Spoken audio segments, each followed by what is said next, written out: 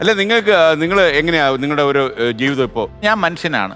എനിക്ക് സാധാരണക്കാരന്റെ ഒരു അസൂയ, ഒരു ദേഷ്യം, അതൊക്കെ എല്ലാ മനുഷ്യർക്കും ഉള്ള വികാരം. അത് അസൂയപ്പെട്ടിട്ട് ഒരു ദിവസത്തിനുള്ളിൽ തന്നെ അത് തെറ്റാണെന്ന് തിരിച്ചറിഞ്ഞാൽ വീണ്ടും നമുക്ക് വേറെ കിട്ടിയിട്ടുണ്ടല്ലോ. നിങ്ങളെ തന്നെ പഠിക്കുവോ? പഠിക്കും, എന്നെ തന്നെ പഠിക്കും. എന്റെ തെറ്റുകൾ എന്നും ഒന്ന് റിവ്യൂ ചെയ്യും ഞാൻ. നന്നായിട്ട് പഠിച്ചതിന് ശേഷമേ നമ്മുടെ നിലപാട് തെറ്റാണെന്ന് പറഞ്ഞതായിരുന്നു. അങ്ങനെ തെറ്റാണെന്ന് ഞാൻ കരുതുന്ന ഒരേ ഒരു കാര്യം, ഞാൻ തെരഞ്ഞെടുപ്പിൽ മത്സരിച്ചതാണ്.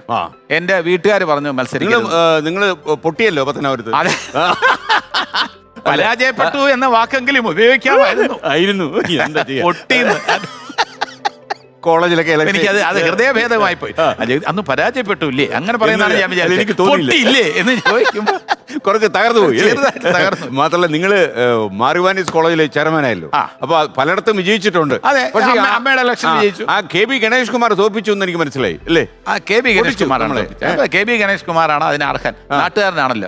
അദ്ദേഹം MLA എന്ന നിലയിൽ നല്ല രീതിയിൽ പ്രവർത്തിക്കുന്നുണ്ട്. അദ്ദേഹത്തിന് രാഷ്ട്രീയ പാരമ്പര്യമുണ്ട്. അതല്ല, കേരളത്തിൽ ഒരു മണ്ഡലത്തിന് മാത്രം ലഭിച്ച ഭാഗ്യം എന്ന് പറഞ്ഞാല് 3 താരങ്ങൾ അവിടെ തകർത്തു. ഒന്ന് കെ.ബി. ഗണേഷ് കുമാർ, ഒന്ന് ഭീമൻ രഘു.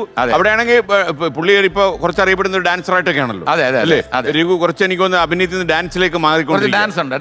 രഘുവിന്റേതായിട്ടുള്ള ഒരു പ്രത്യേക ഡാൻസ് ആണ് അത്. ആ കലയ്ക്ക് പേരിട്ടിട്ടില്ലെന്ന് തോന്നുന്നു. പേരിട്ടിട്ടില്ല. കേരള നടനം എന്ന് പറഞ്ഞാൽ ഭീമ നടനം എന്നാണ് അതിന്റെ പേര്. ഭീമ നടനം, ഭീമ നൃത്തം അല്ലേ?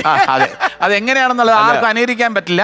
അത് മാത്രമല്ല, ഇന്ന് ചെയ്താൽ നാളെ അത് ആ രീതിയിൽ പുള്ളിക്കും ചെയ്യാൻ പറ്റില്ല. അതാണ് പുള്ളി പറയുന്നത്. ഓരോ സ്ഥലത്ത് ചെല്ലുമ്പോൾ ഓരോ രീതിയിലാണ് പുള്ളി ഡാൻസ് കളിക്കുന്നത്. പുള്ളി അതല്ല, പാട്ട് പാടുന്നത് വേറെ ശൈലിയിലാണ്. പുള്ളി ഏത് പാട്ടാണ് പാടുന്നതെന്ന് ആർക്കും ഇതുവരെ മനസ്സിലായിട്ടില്ല. പാട്ട് കൈവിട്ടു പോകും.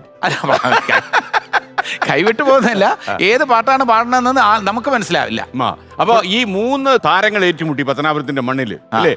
നിങ്ങൾ 3 പേരുടെ ഏതെങ്കിലുമൊക്കെ പോക്കറ്റിൽ വെച്ച് അലിമുക്കിലോ എവിടെങ്കിലും ഒക്കെ വെച്ച് കണ്ടുമുട്ടി കാണുമല്ലോ പത്തനാപുരം മണ്ഡലത്തിൽ ചില സ്ഥലത്ത് കണ്ടുമുട്ടുമ്പോൾ എന്തായിരുന്നു അവസ്ഥ? 3 പേര് സിനിമയിൽ നിന്നാണ്. അല്ല, ഞാനിവിടെ പത്രക്കാർ വന്ന് ഇന്റർവ്യൂ കൊടുക്കുമ്പോൾ അന്ന് ഒരു ഇങ്ങനെ ഗണേശനുമായിട്ട് ഇങ്ങനെ ക്രോസ് ചെയ്തപ്പോൾ ഗണേശൻ എൻ്റെ അടുത്ത് വന്ന് പറഞ്ഞു, ജഗദീഷേ, ഈ പത്രങ്ങൾക്കൊന്നും അല്ലെങ്കിൽ മീഡിയക്കൊന്നും വലിയ ഇന്റർവ്യൂ കൊടുത്തിട്ടൊന്നും വലിയ കാര്യമില്ല കേട്ടോ. അത് അനുഭവത്തിൽ നിന്ന് പഠിച്ചോളൂ. ഏകദേശം ഒരുപാട് പത്രസമ്മേളനവും കാര്യങ്ങളും ഒക്കെ നടത്തുന്നുണ്ട്. അതിലൊന്നും വലിയ കാര്യമില്ല. ജനങ്ങളെ സേവിക്കണം, പണിയെടുക്കണം. അതാണ്, പണിയെടുക്കണം. അല്ലാതെ ഇന്റർവ്യൂ ഒന്നും കൊടുത്തിട്ട് കാര്യമില്ല കേട്ടോ. അത് മനസ്സിലാവും കേട്ടോ. ശരിയെന്ന് പറഞ്ഞു. നമ്മൾ മനസ്സിലാക്കാൻ എത്ര ദിവസം എടുത്തു? തോക്കുന്നതിന്റെ വ്യത്യാസം മനസ്സിലായി. ഗണേശൻ പറഞ്ഞ കറക്റ്റാണ്. നമ്മൾ എല്ലാവർക്കും നമ്മൾ അഭിമുഖം കൊടുത്തു, അതിനനുസരിച്ച് പ്രസംഗിച്ചു. അതിലൊന്നും വലിയ കാര്യമില്ല എന്ന് പറഞ്ഞ് ഗണേശൻ പറഞ്ഞു. നമ്മളെ അത്ഭുതപ്പെടുത്തിയ കാര്യം അറിയോ? ഗണേശനോടെ കത്തി നിൽക്കുകയാണല്ലോ. അപ്പം ഗണേശൻ കത്തി വീഴും, ഞാൻ ജയിക്കുമെന്ന് വിശ്വസിച്ച ഒരാളാ ഭീമൻ രഘു. അതെ, പുള്ളി പലയിടത്തും പ്രസംഗിക്കുന്ന ഞാൻ ശ്രദ്ധിച്ചു. അതുവഴിയൊക്കെ പോയപ്പോ വലിയ ആത്മവിശ്വാസത്തോടെ ആയിരുന്നു. നിങ്ങളോട് പറഞ്ഞോ ജഗദീഷ്? രഘു പറഞ്ഞിരുന്നു പുള്ളി ഉറപ്പായിട്ടും ജയിക്കുമെന്ന് പറഞ്ഞിരുന്നു. എന്തിന്? ഞാൻ പോലും വിചാരിച്ചിരുന്നു ഞാൻ ജയിക്കുമെന്നാണ്. ആണോ? കൗണ്ടിങ് തുടങ്ങിയ ഒരു അരമണിക്കൂർ കഴിഞ്ഞപ്പോ എനിക്ക് മനസ്സിലായി. നിങ്ങൾ പോയോ? കൗണ്ടിങ് ബൂത്തിൽ പോയോ? കൗണ്ടിങ് ബൂത്തിൽ അതെന്തോ എന്റെ ഒരു എനിക്ക് സെൻസ് ഉണ്ടായിരുന്നു. നമ്മുടെ കൊമേഴ്സോടെ ഗുണം ചെയ്തു. എനിക്ക് ഗുണം ചെയ്തു. എനിക്കൊന്ന് ഈ ചാനലുകാരെ കുറിച്ച് മാന്യമാരായതുകൊണ്ട് ഞാൻ പറഞ്ഞില്ല പൊട്ടിയെന്നൊന്നും പറയത്തില്ല. പൊട്ടിയെന്നൊന്നും പറഞ്ഞില്ല. പി ജഗദീഷ് കുമാറിനെ കെ പി ഗണേശ് മാത്രമല്ല 50,000 വോട്ട് ഞാൻ പിടിച്ചല്ലോ. എത്ര പിടിച്ചു? 50,000 വോട്ട്. ഇത് ആര് പാർട്ടി 50,000 ആൾക്കാർ? 50,000 വോട്ട് പിടിച്ചു. അത് അവിടുത്തെ വെച്ച് നോക്കുമ്പോൾ ഒരു നല്ല നമ്പറാണ്. അതാണ്. ഓക്കെ, യഥാർത്ഥത്തിൽ അവിടെ ഒരു ബേസിക്കലി പത്തനാപുരം എന്ന് പറഞ്ഞ ഇടതുപക്ഷ മണ്ഡലമാണ് യഥാർത്ഥത്തിൽ. അവിടെ 50,000 വോട്ട് പിടിച്ചു. പക്ഷേ അവിടെ കുനികൂടി അവിടെ പിടിച്ച് നിന്നരുത് ചിലപ്പം പി ജഗദീഷ് കുമാർ MLA. അതിൽ എനിക്ക് യാതൊരു നിരാശയില്ല. വീണ്ടും അവിടെ താമസിക്കാത്തതിന് കാരണം എനിക്ക് ആഗ്രഹമില്ല. എനിക്കൊരു തെരഞ്ഞെടുപ്പ് രാഷ്ട്രീയത്തിലേക്കില്ല. ഇപ്പൊ എല്ലാ രാഷ്ട്രീയക്കാരോടും എനിക്ക് സ്നേഹമാണ്, ബഹുമാനാണ്. തെരഞ്ഞെടുപ്പിൽ ഏതെങ്കിലും ഒരു സാഹചര്യത്തിൽ ഇപ്പൊ അടുത്ത തവണത്തെ തെരഞ്ഞെടുപ്പിലും കാണാം ഒരു സ്ഥലത്ത് നിന്നേ പറ്റൂ, നിർത്തുവോ? നിക്കില്ല.